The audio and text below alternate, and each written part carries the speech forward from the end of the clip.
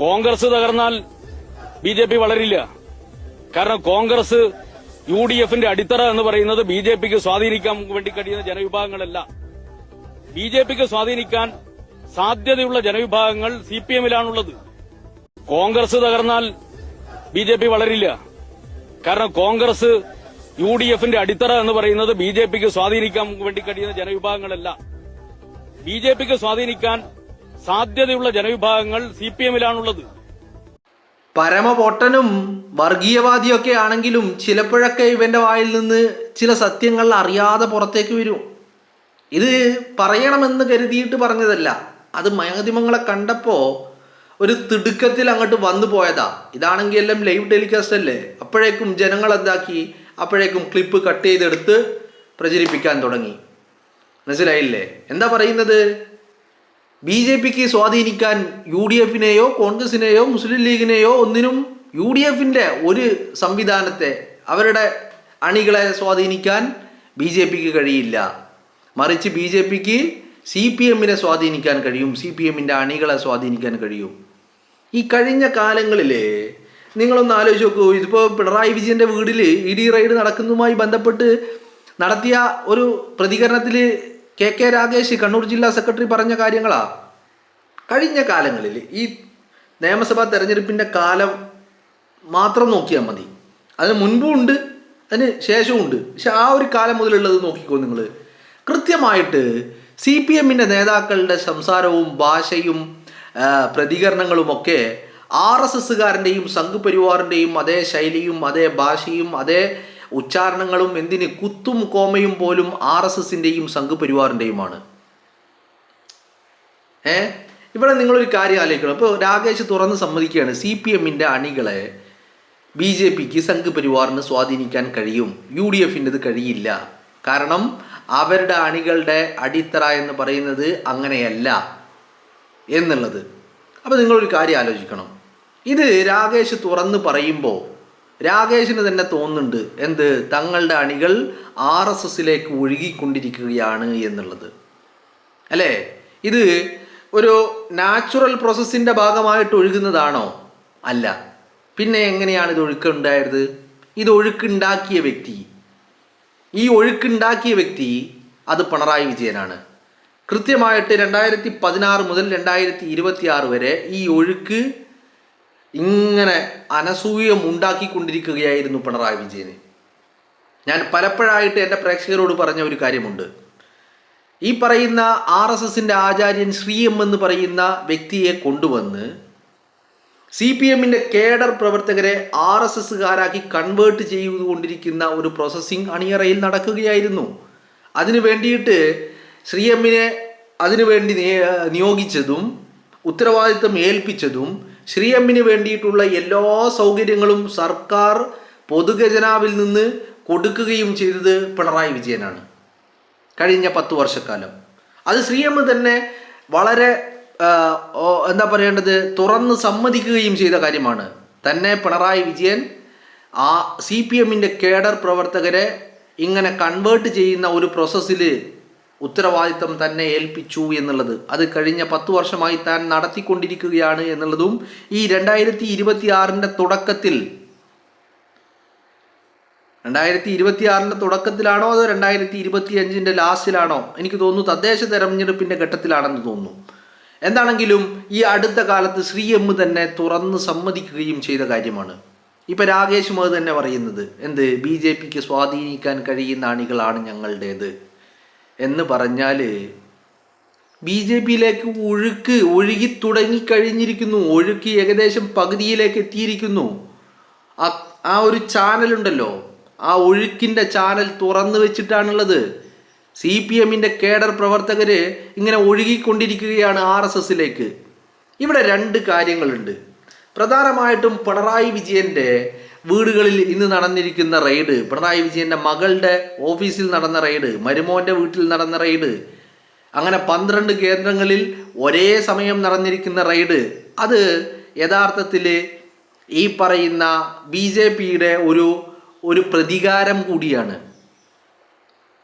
ഇതേക്കുറിച്ച് B J പിക്കും സംഘ് പരിവാറിനും കൃത്യമായ ധാരണകളുള്ളതാണ്, കൃത്യമായ തെളിവുകളുമുള്ളതാണ്. പിന്നെ ഈ റെയ്ഡ് എന്തുകൊണ്ട് ഇപ്പം നടന്നു എന്ന് ചോദിച്ചാൽ പിണറായി വിജയനും RSSും തമ്മിലുണ്ടാക്കിയ ഒരു ധാരണയുണ്ടായിരുന്നു. ആ ധാരണ പ്രകാരം ഇത്തവണ 2026 നിയമസഭാ തെരഞ്ഞെടുപ്പിൽ BJPക്ക് 15 മുതൽ 20 വരെയുള്ള സീറ്റുകൾ നൽകുമെന്നുള്ളതായിരുന്നു ധാരണ. അതിന് പിണറായി വിജയൻ പണിയെടുത്ത് കൊടുക്കുമെന്നുള്ളതായിരുന്നു ധാരണ.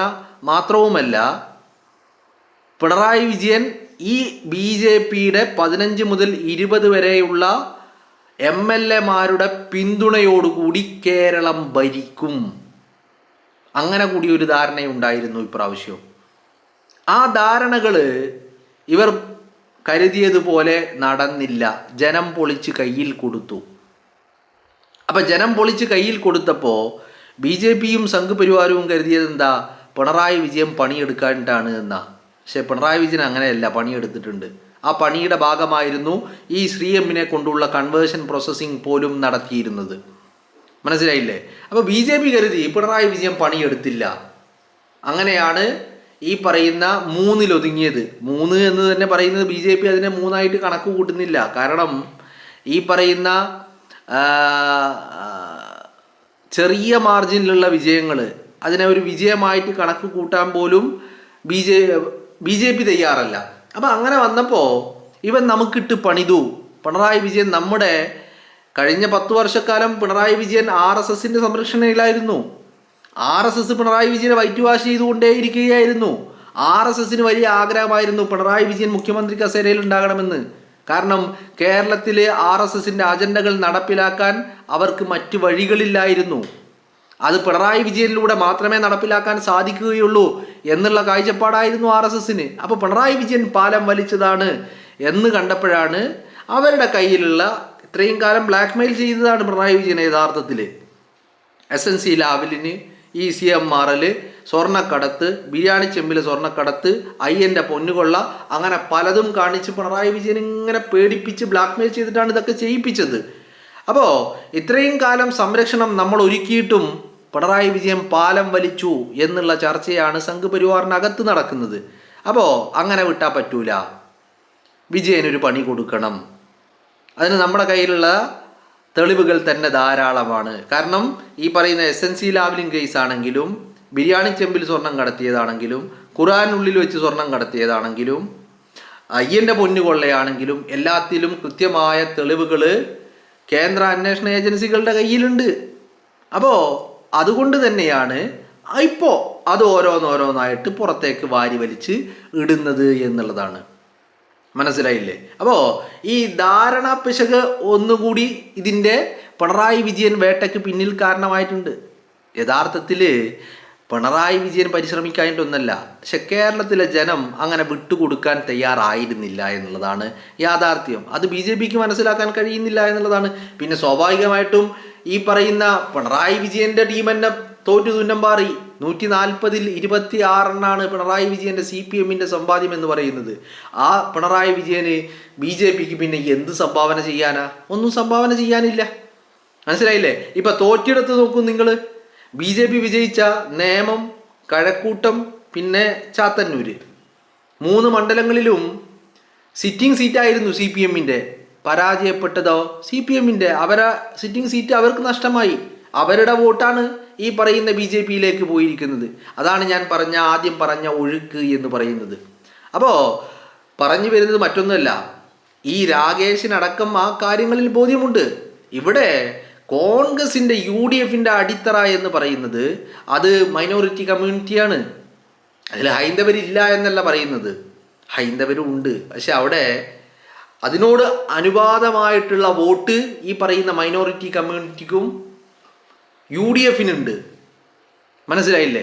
അതുപോലെ ഈ പറയുന്ന ഹൈന്ദവരാണെങ്കിൽ കൂടിയിട്ട് കോൺഗ്രസിൻ്റെ കൂടെ നിൽക്കുന്ന ആളുകൾ അവരൊരിക്കലും ഈ പറയുന്ന വർഗീയതയുടെ കാർഡിറക്കുന്നവരുടെ കൂടേക്ക് പോകുന്നവരല്ല. നേതാക്കന്മാർ പലപ്പോഴും പോയിട്ടുണ്ട്. അതൊക്കെ ഈ പറയുന്ന നക്കാപ്പിച്ചക്കും വേണ്ടി പോയതാ. കുറേ കാലം കോൺഗ്രസിൻ്റെ കൂടെ നിന്ന് കോൺഗ്രസിൽ നിന്ന് കിട്ടാവുന്നതൊക്കെ വാങ്ങി അവസാനം വില കൊടുത്ത് വാങ്ങിയതാണ് BJP. അത് വിട്. നേതാക്കന്മാരല്ലല്ലോ പാർട്ടി എന്ന് പറയുന്നത്. രാഷ്ട്രീയ പാർട്ടി എന്ന് പറയുന്നത് അതിൻ്റെ അണികളാണ്, അല്ലേ? ആ അണികള് ഈ പറയുന്ന ഹൈന്ദവരിൽ പെടുന്ന ആളുകളാണെങ്കിലും UDFന്റെ കൂടെ നിൽക്കുന്നവർ കൃത്യമായിട്ട് ഒരു സെക്യുലർ ഫാബ്രിക്കിന് വേണ്ടി നിലകൊള്ളുന്നവരാണ്. പിന്നെ ഉള്ളത് മൈനോറിറ്റി കമ്മ്യൂണിറ്റിയാണ്. അവരുടെ കാര്യം പിന്നെ പറയണ്ടല്ലോ. ഒരിക്കലും ഈ മൈനോറിറ്റി കമ്മ്യൂണിറ്റിയിൽ പെടുന്ന ആളുകൾ ഒരർത്ഥത്തിലും BJPയുമായിട്ടൊരു സന്ധിക്ക് തയ്യാറാവുകയുമില്ല. അപ്പോൾ അതാണ് രാകേഷിന്റെ കണക്കൂട്ടൽ. കൃത്യമാണല്ലോ. ഇപ്പോൾ കോൺഗ്രസിന്റെ അടിത്തറ അല്ല, UDFന്റെ അടിത്തറ എന്ന് പറയുന്ന ഒന്ന് കോൺഗ്രസ് ആണ്, പിന്നൊന്ന് മുസ്ലിം ലീഗാണ്. അവിടെ കോൺഗ്രസ്സിൽ ഈ പറയുന്ന മുസ്ലിം കമ്മ്യൂണിറ്റി പെടുന്ന ആളുകൾ കോൺഗ്രസിന്റെ കൂടെയുണ്ട്, ക്രൈസ്തവരായിട്ടുള്ള ആളുകൾ കോൺഗ്രസിന്റെ കൂടെയുണ്ട്, ഹൈന്ദവരായിട്ടുള്ള ആളുകൾ കോൺഗ്രസിന്റെ കൂടെയുണ്ട്. ഇവരെയൊന്നും സ്വാധീനിക്കാൻ BJP കഴിയില്ല. ഒന്നോ രണ്ടോ നേതാക്കന്മാരെ സ്വാധീനിക്കുന്നത് അത് മറ്റൊരു വിഷയം. അത് ഭയപ്പെടുത്തിയും പണം കൊടുത്തും വിലക്ക് വാങ്ങിയതാണ്. അതൊന്നൊരു കണക്ക് കൂട്ടലല്ല. ഇപ്പം നിങ്ങളൊന്ന് ആലോചിച്ച് നോക്ക്, കോൺഗ്രസിൽ നിന്ന് BJPയിലേക്ക് പോയ നേതാക്കളെ കുറിച്ച് നിങ്ങളൊന്ന് ആലോചിച്ച് നോക്ക്. പത്മജ വേണുഗോപാല്, AK ആന്റണിയുടെ മകന്, അപ്പോൾ ഇത്തരക്കാരൊക്കെ ഞാനൊരു ഉദാഹരണം പറഞ്ഞതാ. ഇവരൊക്കെ ഇപ്പോൾ പത്മജ വേണുഗോപാലൊക്കെ എത്ര കാലം കോൺഗ്രസിൻ്റെ സ്ഥാനാർത്ഥിയായിട്ട് മത്സരിച്ചിട്ടുണ്ട്. എന്നിട്ട് എപ്പോഴെങ്കിലും ഒരു തെരഞ്ഞെടുപ്പിൽ വിജയിച്ച് കയറാൻ കഴിഞ്ഞിട്ടുണ്ടോ? എന്തുകൊണ്ടാ? അണികൾക്കിടയിൽ ഒരു സ്വാധീനവും ഇല്ല എന്നുള്ളതാണ് ഇതിൻ്റെ യാഥാർത്ഥ്യം എന്ന് പറയുന്നത്.